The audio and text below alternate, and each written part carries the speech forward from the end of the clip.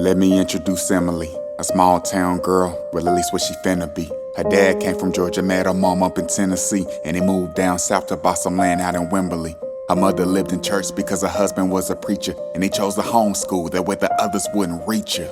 Yeah, and that's sorta how the story goes, until she chose to walk this other road. Now listen, she was only 16, ran into a guy who played sports first team.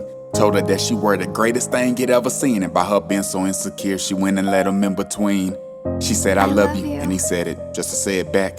And plus he knew the condom broke, but he ain't saying that. And everything they did that night, she kept replaying back, and told her girl she thought were friends, I'm putting on baby fat. Yeah, but they were glad and they laughed at her, cause she was just so innocent and they were mad at her. But she was pregnant and not knowing what to do. She tried to reach out to this guy, but he kept acting brand new. She hit her fist against the glass and tried to reach her mom, and as she sat and heard the ring, she yelled out, come on mom.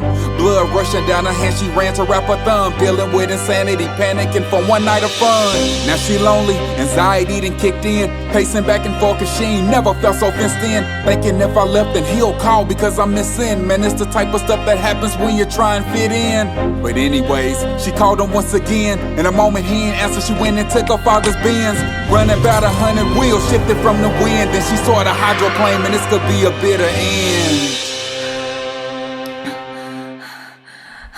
end. She gained control, hit the brake and finally slowed down. With heavy breathing, boy, she thought, too many folks around.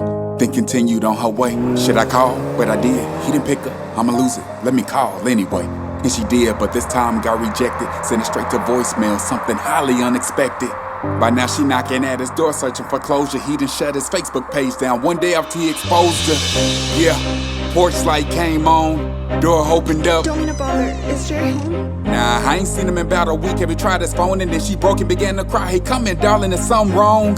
But she's so caught up in love that she won't tell the truth. Plus she been bleeding for about 2 days, her face turning blue. Something about her wasn't the same, and she can tell, cause when she looked into that mirror, yo, she asked herself, who are you? I guess reality has set in.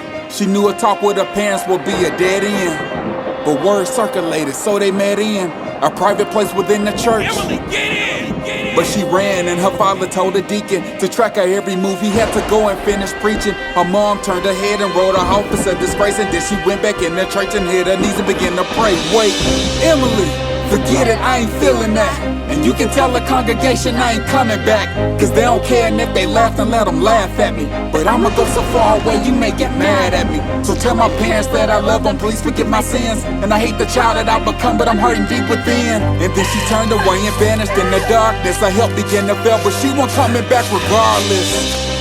Lord, I'm sorry, I can't do this. I feel I failed you even though I had the blueprint. And then she ran it through her phone across the median, and she heard a ringtone that sound like Jerry's birthday speeding again. A quick debate whether to take her chances, but she had longed to hear his voice, and so she took her chances. As she ran into the street, she heard a sound, and she went after her phone, took a knee and turned around.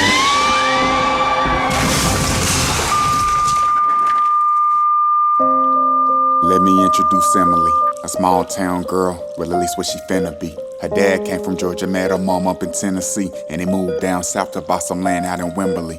Her mother lived in church because her husband was a preacher, and he chose to homeschool, that way the others wouldn't reach her.